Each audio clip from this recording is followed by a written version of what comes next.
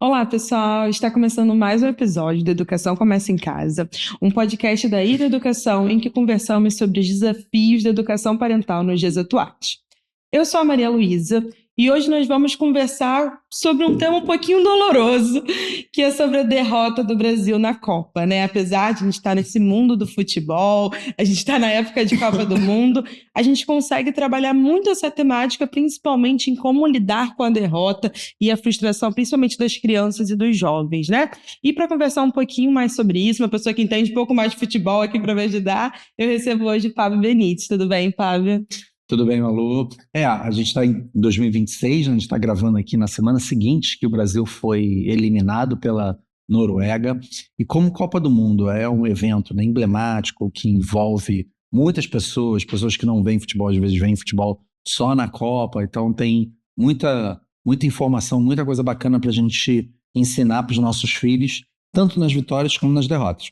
Com certeza, uma situação que aparentemente é cotidiana, tem muito a nos ensinar. Exatamente, que tudo que a gente faz educa, né? Então, assim, sucesso é um somatório de detalhes e na educação também, né? Então, tudo que a gente faz comunica e educa. A gente tem que ter cuidado com cada informação, cada forma de pensar que os nossos filhos assimilam e incorporam.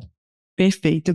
Fábio, depois da eliminação do Brasil, foi muito comum encontrar na internet circulando vídeos, imagens, né, das crianças chateadas, chorando, que não queriam mais assistir, né?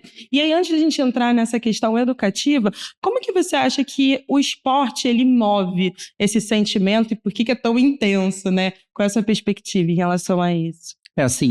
Prática esportiva, ela, como qualquer prática competitiva, ela é sempre enriquecedora, né? Então a gente incentiva sempre muito a prática do esporte. Você tem o lado da competição e você tem o lado da saúde. É óbvio também que assim, né, o esporte de ponta, o esporte competitivo mesmo, né, profissional, ele não é tão saudável para o seu corpo, né, de uma forma geral. Mas a prática regular, ela é recomendada. Uma coisa que a gente tem que estar atento hoje em dia, né, que a gente foi do negligente com a saúde. Aí a gente começou a estudar sobre saúde, né? Então, lá na década de 80 e 90, e começou a ver a importância da atividade física, a importância do controle do peso, o controle dos indicadores de saúde. E a gente chegou num momento mais recente em que a empatia chegou na questão corporal, o que é muito bom, né? Assim, a gente ter uma sociedade em que valoriza a aceitação das pessoas, né? Pelo seu estilo corporal, né? Pelos seus gostos, independente daqueles modelos padronizados, isso é uma grande evolução. Mas a gente tem que ter cuidado que, assim, tem um lado da saúde também, né? E quando a gente fala de saúde, a gente tem, né, na medicina, padrões. E esses padrões, né, são científicos. Então, se a sua glicose tem que estar, né, por volta de 100 ou menos de 100, tem um motivo para isso, um motivo estatístico. E a gente precisa respeitar isso, respeitar a ciência, tá? Então, uma coisa é legal a gente, né, se permitir, né, que as pessoas tenham um corpo e os interesses, os gostos, independente dos padrões. Mas outra coisa é a saúde, né? Então, a gente não pode valorizar determinados comportamentos. Ah, aquela criança, mas ela gosta de comer, então ela come muito. Bom, então vamos entender isso? Vamos entender isso. Mas, por outro lado, também vamos colocar, poxa, mas comer demais não é saudável. E se a gente quer ter uma vida equilibrada, né, longeva, a gente precisa ter, né, escolhas equilibradas em relação à alimentação também, né? Então, a prática esportiva é legal nesse sentido, tem que ser incentivado. Tá? Mas a criança não gosta. Vamos entender, mas vamos entender tudo. Que não pode nunca, não quer nunca. Quer fazer o quê no lugar? Quer ficar no celular no lugar? Então, isso é muito legal. Então, o educador, né, o pai, a mãe, né, o professor, a professora, tem que ter uma atitude equilibrada, que é entender um pouco sim, mas incentivar e, às vezes, até obrigar, porque não pode ser, né, 100%, né, inerte. Tem que minimamente praticar, né, esporte. Sim. E às vezes, né, a criança acha que não gosta, mas também ainda não se identificou com algum esporte específico. Isso é muito legal, né? É uma verdade que eu tenho uma experiência pessoal. O meu mais velho, ele, enfim, fazendo uma brincadeira com ele aqui, né? Ele sempre foi um pouco descoordenado. E é impressionante como a gente vê isso, né? Assim, né? Desde a infância ele tinha uma pouca inteligência corporal, né? De autoconhecimento corporal, né? E aí quando chegou mais no início da adolescência ali, cara, não era muito bom no futebol e por isso não gostava, né? E aí na escola, a escola incentivou o vôlei e ele começou a praticar o vôlei, começou a ter aula, né? Então a questão técnica começou a melhorar. E como ele melhorou a questão técnica, começou a jogar melhor e ele começou a gostar mais. E essa é uma dica que eu dou para pais e mães, né? Que é incentivem, até obriguem sim, minimamente sim. Então, pai e mãe tem que estar na liderança, então tem que saber a hora de impor, que a criança não pode fazer qualquer coisa, tá? A gente não pode entender tudo, né? Que com o passar do tempo, a prática melhorando, ele indo melhor, ele vai gostar de um esporte ou outro e amanhã ele se encontra em um esporte e a prática vai ser sempre, né, saudável. Hoje ele joga bastante, joga super bem, é uma coisa que ele gosta, né? Ele sai de casa para fazer aquilo. É socializante, melhora a saúde, né? Então a gente tem que estar sempre incentivando. Eu confesso que me identifico bastante, que eu também sou uma pessoa um pouco descoordenada nesse sentido. Aí eu fui mais para os jogos de lógica, esportes de lógica, Entendi. mas a gente vai se encontrando também. Mas voltando aqui, pensando em relação à Copa, a gente viu que muitas crianças ficaram frustradas vendo ali, né, que o Brasil perdeu e sem saber lidar com esse sentimento. E como que você acha que para os pais existe esse equilíbrio entre medir aquele peso da frustração sem também deixar que se torne um drama essa questão, né? A primeira coisa em relação a isso, né, é que a Copa do Mundo, né, a seleção brasileira na Copa do Mundo, né, a nossa sociedade brasileira, ela construiu, né, paradigmas ali, mexe com todo mundo, né? Então, assim, cara, no horário do jogo ninguém trabalha, né, cara? É meio louco de pensar nisso, né? Tipo, é feriado, né? Se o jogo é meio-dia, cara, não tem trabalho naquele dia, né? Cara, você é um tanto quanto louco, né? Você pode levar para outro lugar, assim, como assim? Tipo, é um jogo, é um esporte, enfim, né? Mas pra gente aqui é a bandeira nacional, né? Então, para nós é muito importante. Pessoas que não veem futebol, não gostam de futebol, de 4 em 4 anos, cara, compram uma camisa, botam a camisa amarela e vão ver o jogo de todo mundo. É um evento, né? Então as pessoas fazem churrasco, se encontram, fazem festa. Então, assim, é mais do que uma partida de futebol, né? Então, não é só sobre futebol. Então, nós construímos isso e é uma espécie de identidade nossa, né? Já falei aqui, né, que esse ano eu fiz uma imersão na Finlândia e o segundo feriado mais importante para eles é o Dia do Trabalho. Então, isso diz muito sobre a sociedade deles. E aí eu estou falando sem juízo de valor aqui, tá? Só caracterizando a cultura.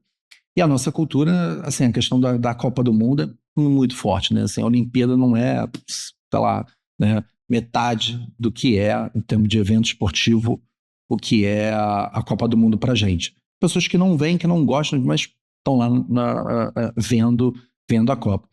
Então envolve, né, questões emocionais muito fortes. Então a primeira coisa como pai e mãe é a gente perceber como é que esse evento Copa do Mundo e a derrota, a vitória mexe comigo. Isso me desequilibra de que forma, né? E aí quando a gente fala de desequilíbrio, a gente fala normalmente de extremos. Então, quando o Brasil ganhou em 2002, ganhou em 94, caramba, né?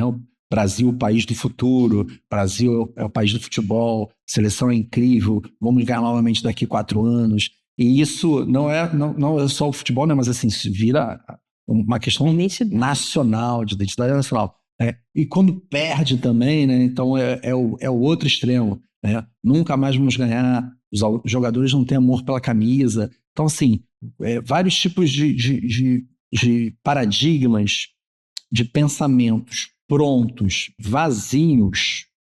Por que eu digo que é um pensamento pronto? Porque as pessoas repetem aquilo, independente do que significa.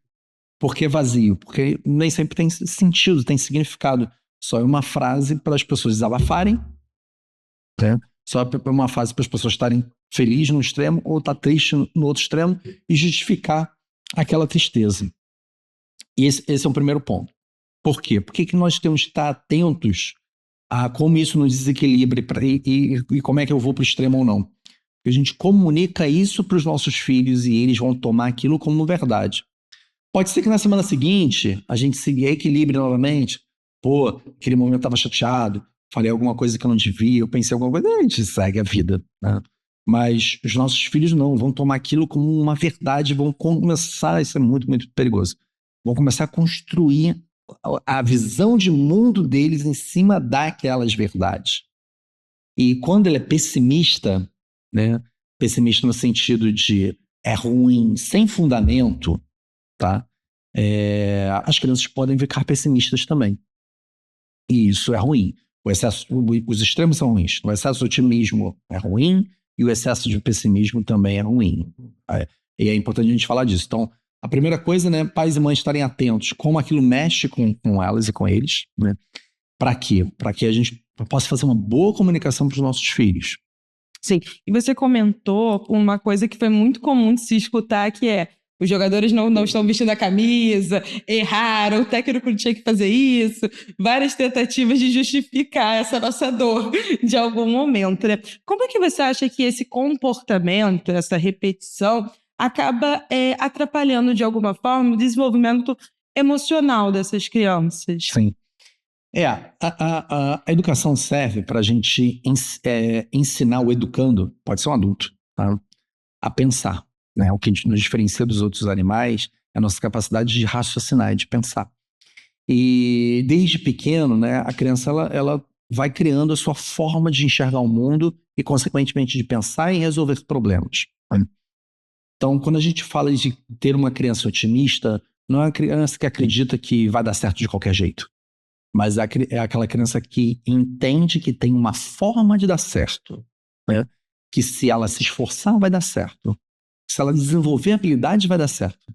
Se ela aprender a resolver problemas, vai dar certo. Esse é o pensamento otimista. E o pensamento pessimista independente do que eu faça, vai dar errado.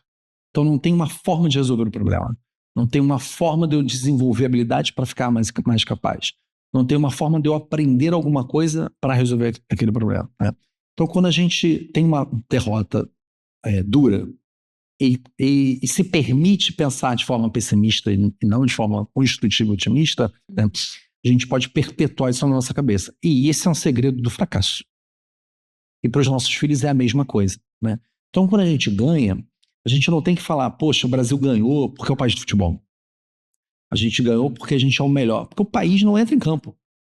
Quem entra em campo são jogadores, são pessoas, né? Então, aquelas pessoas que a gente tem que vender para os nossos filhos.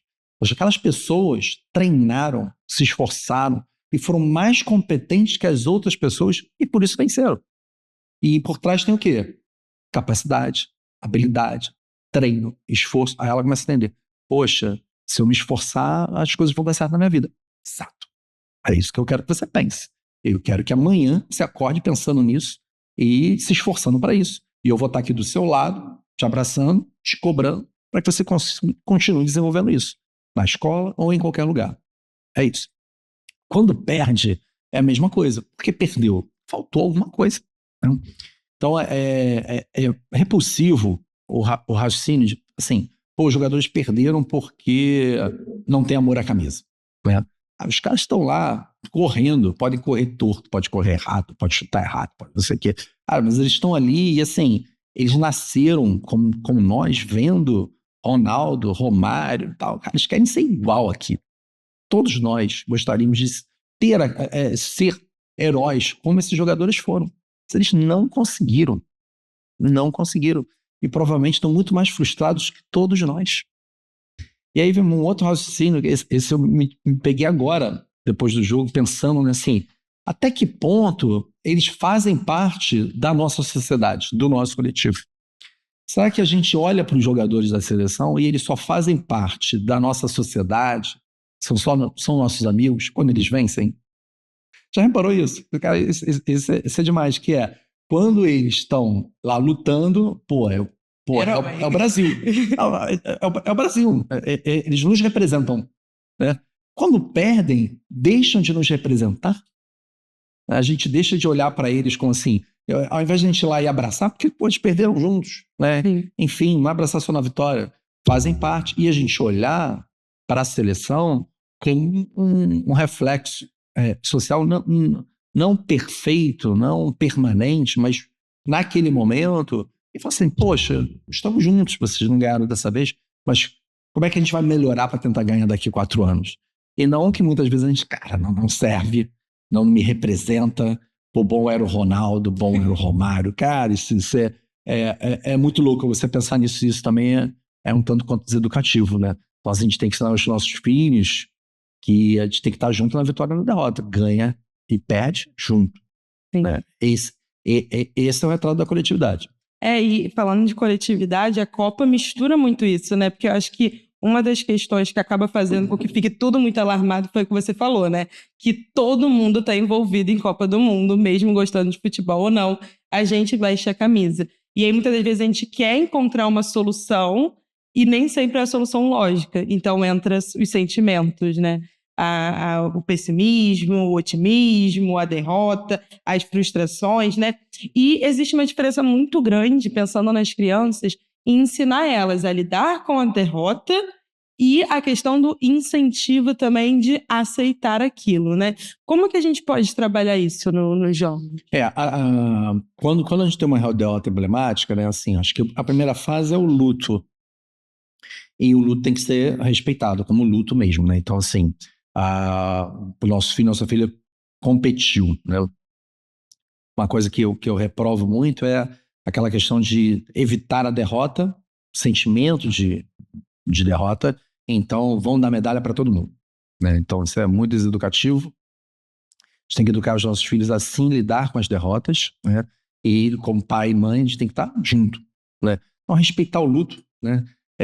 A criança perdeu e logo em seguida você chega lá, vamos lá, o importante é competir, não fica triste não, cara, dá um espaço, mesmo pequenininho, deixa ela mastigar aquele sentimento de derrota, aquele tempo, né? Então, assim, e aí depois de algum tempo, e aí esse tempo ele é pessoal e ele vai em escala, né? Então, assim, a criança menor que esquece rápido, talvez seja daqui 1 hora, daqui 2 horas, a criança maior que demora, talvez seja só no dia seguinte, deixa lidar com a dor, é importante lidar com a dor, né? É através da dor também que a gente aprende e reafirma os nossos objetivos, os nossos interesses, então né, tem que dar espaço para isso. E no momento, depois do luto, né, estar junto, abraçar, você pode contar comigo, quer falar sobre isso, né? E depois, quando for iniciar a próxima campanha, o que a gente aprendeu com a derrota, né? Como é que a gente pode melhorar a nossa performance, o esforço, e isso é importante, a gente precisa falar sobre isso, né, estrategicamente sobre essa questão, né? Eu gosto de futebol, entendo um pouco, né? Eu vejo sempre e gosto de olhar para a questão tática e tal. Então o Brasil perdeu e aí eu não entendi algumas escolhas, por que o Brasil jogou daquele jeito, né? E assim, ao invés de eu ficar imaginando, então, filosoficamente a gente tem essa falha de raciocínio, né? Que a gente prefere especular. Imaginar quando a gente deve perguntar, quando a gente deve olhar, observar, né? Então, assim, o Ancelotti ele sabe muito mais futebol que eu, mas muito mais, é a profissão dele, né? Talvez quando a gente falar de educação, ele venha aqui me perguntar, né? Então, uma coisa para ensinar para os nossos filhos e filhas é assim, humildade intelectual e escutar quem estudou mais que você, quem tem mais habilidade, mais saber, mais conhecimento naquilo que você.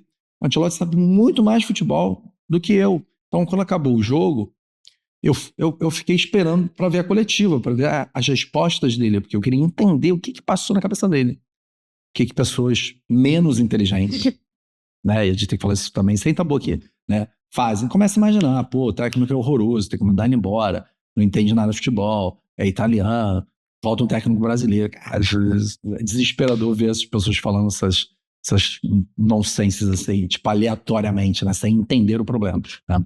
Mas eu fui lá ver e, assim, a coletiva não foi legal, porque os repórteres também fizeram perguntas muito fracas, mas uma pergunta foi específica sobre a questão tática, e ele explicou por que ele, por exemplo, marcou em bloco baixo, né? Que é quando a defesa recua e marca perto da área, ao invés de marcar mais alto, que é pressionando já na saída de bola, né? E ele claramente optou, não, foi uma escolha nossa marcar em bloco baixo por causa disso.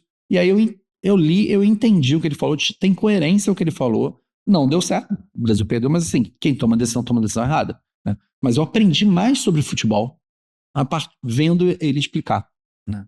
E eu acho que é isso que a gente tem que ensinar também aos nossos filhos e filhas, humildade, ouvir quem sabe mais que você, ainda que tenha errado.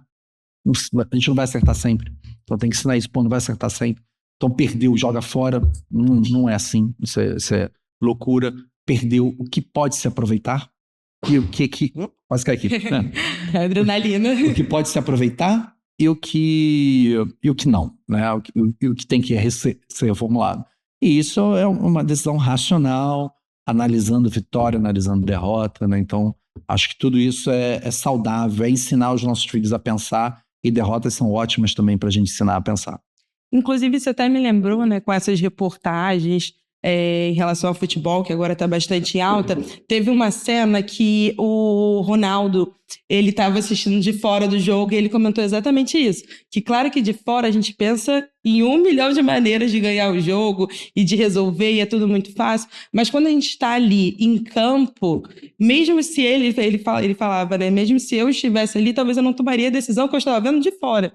Então, respeitar também essas direções e esses olhares são muito importantes nesse sentido, né? Sem dúvida, sim. O brasileiro, né, talvez o latino, seja muito emotivo, né, e tome decisões precipitadas. E isso, para nós aqui, falando de educação parental no Brasil, né, faz com que ter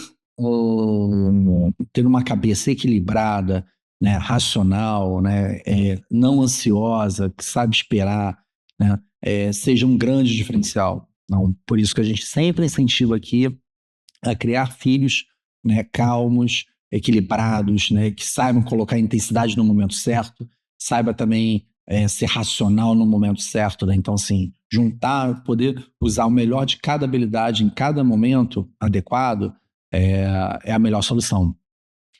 Que inclusive a saúde mental para o esporte também é indispensável, né? Também. A gente vê os jogadores, a gente vê a Olimpíada, né? Que traz muito isso, a saúde mental, a inteligência emocional são muito importantes. Sobre isso, assim, até uma coisa que também é muito clara para mim, né? O quanto que a imprensa, eu vou colocar a imprensa aqui, né? Porque é quem acaba, né, potencializando mais a forma do brasileiro comum pensar, né? Quando a gente fala de esporte, quando a gente fala de Copa, né? O quanto que nós, de uma forma geral, somos injustos com os jogadores hoje, né? Que a gente sempre espera que um seja um Ronaldo, seja um Romário, mas eles não são, né? E quando eu digo não são, quer dizer que eles são muito piores. Eles são diferentes. Sim. Né? E a gente tem expectativa de, cara, que seja um Romário que decida todos os jogos, né? Um Ronaldo, um Rivaldo, enfim, né? Eles não são. Eles são diferentes. Tem algumas coisas que eles podem ser até melhores. De uma forma geral, quando a gente olha para o cenário do futebol mundial hoje, eles não estão entre os melhores. A gente já teve, assim, olhava para a seleção, os 11 jogadores, pô, são entre os melhores do mundo. A gente não tem mais isso. E como é que a gente vai se comportar como sociedade diante dessa situação? A gente vai abraçar eles, mas, pô, a gente sabe que vocês não são os melhores, mas vocês são os brasileiros. Vocês estão levando a nossa bandeira. Então vamos lutar juntos com vocês, entendendo que vocês não são, né, os heróis lá de trás, mas que vocês podem vir a ser, né, com toda a dificuldade. Né? Ou a gente vai continuar jogando assim, não, cara, tu tem que ser o Cafu, cara. Você tem que ser o Rivaldo. Pô, porque, pô, eu tô acostumado com o Rivaldo lá, me dá esse prazer aí, cara, vence esse jogo aí, que nem, né, o pessoal venceu lá atrás e tal. Essa é a sociedade que a gente quer levar, e é isso que a gente quer ensinar para os nossos filhos, ou seja, né, tá junto até quando acaba o jogo perdeu, cara, nada presta, você não é brasileiro, a gente quer. Então, assim, esse extremo também, né, de olhar, né, é impressionante, né? Você vai lá fora, assiste jogos, assim, a torcida não xinga os próprios jogadores. Isso é um tanto quanto louco, né? Se tu pensar que no Brasil é super banalizado, super comum. Sei lá, fora assim, tipo, cara, xinga o jogador do outro time, né? Cara, do jogador do teu time você abraça. Né? E hoje eu vejo já torcedores um pouco mais conscientes em relação a isso, né? Mas de uma forma geral, cara, ele serve somente ao teu propósito de curto prazo, que é vence, serve, não vence, não serve, né? Mas assim, ele faz parte do teu grupo ou não faz? Isso é para o seu clube de futebol, né? Essa reflexão.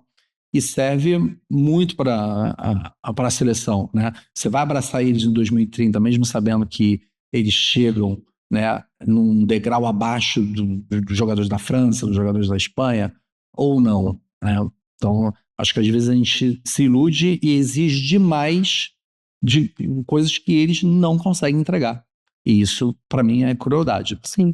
Isso até me lembrou a questão do Mundial de Clubes, né, em relação aos times brasileiros, né, que acreditava muito que nunca iria bater times europeus. E quando a gente foi assistir o Mundial de Clubes, a gente viu que existia um esforço ali, uma determinação Exatamente. bem interessante. Foi possível, né, chegar a algum lugar. Exatamente, como tricolores. Nosso Fluminense chegou super longe, né? A gente ficou super feliz, assim.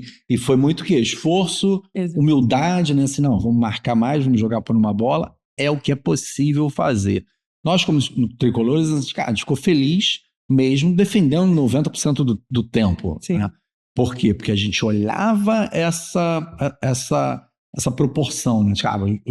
Os outros times são muito mais fortes. Então vamos jogar aqui, cara, como um time pequeno. E a gente ficava feliz com isso. Né? Coube na nossa cabeça isso. Sim. Né? No Brasil, não, porque a gente é ufanista, então a gente já acha que o time tem que se dominar o tempo todo. Não, assim, mas, cara, o outro time é mais forte, então talvez a gente tenha que estar uma posição humilde de, cara, se defender um pouco mais e talvez jogar por uma bola. O Ancelotti, de certa forma, quando marcou baixo, né, tentou fazer isso, né? Se o Bruno Guimarães bate o pênalti, acerta. Ele ia ser incrível. Se o Endrick faz o gol que entrou sozinho, cara, o Ancelotti é um gênio. Tinha um plano, né? O pessoal fala muito isso depois do jogo do Japão, né? O Ancelotti tem um plano, né? Então, assim, cara, ele tem um plano, olha a estratégia, cara, ele é brilhante, o outro time não é mais forte. Mas como é um detalhezinho ali que decidiu e perdeu, cara, o raciocínio todo oposto. E isso é ruim para tomadores de decisão, né? Então, tomadores de decisão, pessoas inteligentes têm que ser equilibrados, não podem, né, na primeira derrota, jogar tudo fora. Então, quando a gente ensina nossos filhos a serem assim, descartar ideias, descartar pessoas, descartar processos na primeira infelicidade, isso comunica ansiedade, isso comunica falta de paciência, falta de resiliência, e é ruim para a formação deles cognitiva e emocional. Inclusive, né, a gente se deparou muito com muitas crianças falando: não quero mais torcer, não quero mais saber, agora que eu perdi, não quero mais, né? Essa sensação exatamente que você falou de que perdeu não faz mais sentido para mim. A Isabela, de 3 anos, né, a minha filha menor, vai jogar alguma coisa, quer vencer. Se perde, chora, mas eu queria ganhar. Dá um tempo para ela, não. Você vai perder às vezes, deixa chorar, deixa se acostumar com a derrota. Você não quer brincar? Você não sabe se vai ganhar, você quer brincar mesmo assim, né? Se acostumar quando você só vence, se você ganha medalha sempre, né? Vai achar que isso é normal, o mundo é assim, não é. Então, se educar é esperar. Pô, mas ela já tem 4, ela ainda não aprendeu, né? Ok, vamos continuar tentando, que não pode desistir. Continuar tentando. Quando chega em 6, ela começa a entender. Aí, que você fez esse trabalho na educação infantil. Então, educar, né, para ter respostas equilibradas em derrotas é um processo permanente. Inclusive dos pais, né? A gente chega a comentar isso algumas vezes, né? Uma questão constante, né? E aproveitando isso, Fábio, eu gostaria de saber se você tem alguma dica para os responsáveis, para os pais, que trabalhem esse tema, a questão da derrota, frustração. Vou dar uma dica que eu acho que é muito legal, né? Então, a educação, eu de fato tenho a convicção de que a gente está melhorando, né? Então, assim, a visão educacional, a visão das pessoas, né? E a gente precisa trabalhar muito a família, né? A gente está aqui para isso, né? Nesse podcast, para trabalhar bastante a família, né? Recursos que a família tem. A família, a escola, todos os atores têm que ter uma posição coerente em termos educacionais, tá? E eu vou dar uma dica para você, pai e mãe, que é observar como é que é o seu filho quando a gente fala de competitividade. Né? Eu dei o exemplo do Gabriel aqui, né, do meu mais velho e da minha mais nova também, e assim, desde cedo eu conseguia observar como o Gabriel ia ser em relação à competição. Então, via que ele ia ser que ia ter um nível de competitividade tal, até a página 10. Tá? Não era uma coisa que era natural para ele, então acho que ele não ia até a página 15, mas ele sempre tinha alguma competitividade ali, então ele ia até a página 10. A partir disso, né, eu consegui equilibrar as escolhas para ele, né? Os eventos que ele ia participar e as respostas que eu ia dar para ele, que eu queria que ele pensasse a partir das derrotas e das vitórias também, né? Então, se ganha também não significa que deu tudo certo, que vai dar tudo certo para sempre, né? Então, isso é importante, né? Agora, pode ser que você tenha um filho, uma filha, que não seja tão competitivo, seja mais competitivo demais, né? E aí, assim, você vai ter que moldar o esporte que ele vai participar, as experiências dele, a partir disso. Você não consegue pegar uma criança que tem um DNA nada competitivo e transformar ela no Michael Jordan, em termos de competitividade. Tá? Você também não vai pegar alguém que é extremamente competitivo e vai, cara, dar um chá de camomila permanente, né? Não, relaxa, não precisa competir e tal. Que nós temos os nossos DNAs. O trabalho da educação cara, buscar um equilíbrio ali, potencializar o máximo que a criança, que a pessoa traz no DNA, né? E aí tem muitos conteúdos em relação a isso, né? Então, se seu filho é muito competitivo, né, apresente para ele lá o The Last Dance, que é o documentário na Netflix sobre o Chicago Bulls e o Michael Jordan, e aí vai ver o atleta mais competitivo, mais competente que eu conheci, que eu vi jogar alguma coisa, que foi o Michael Jordan. Então, assim, é uma lição de competitividade o The Last Dance, documentário na Netflix, tá? E você tem outros conteúdos mais tranquilos. Não, eu não ligo para competição. Eu tô tranquilo aqui, pede, eu vou entrar numa disputa, eu quero participar. Se o seu filho, sua filha tem isso como, né, DNA, também não vai exigir que ele seja o Michael Jordan, porque não é isso que vai fazer ele feliz. Então a gente tem que observar com equilíbrio, nem sempre vai acertar nessas escolhas, mas também não desistir de identificar e personalizar, né, o caminho educativo do seu filho e sua filha. Perfeito, Fábio. Muito obrigada por essa conversa. É um tema que traz assim, uma adrenalina, um alvoroço, todo mundo quer participar. Eu acho que foi extremamente enriquecedor. Gostaria de agradecer você também por ter nos escutado até aqui. Lembrando que se você estiver nos escutando pelo YouTube, já ativa o sininho das notificações ou pelo Deezer e Spotify, já segue a gente para as novidades e próximos episódios. Por hoje ficamos por aqui. Até a próxima. Tchau, tchau. Um grande abraço.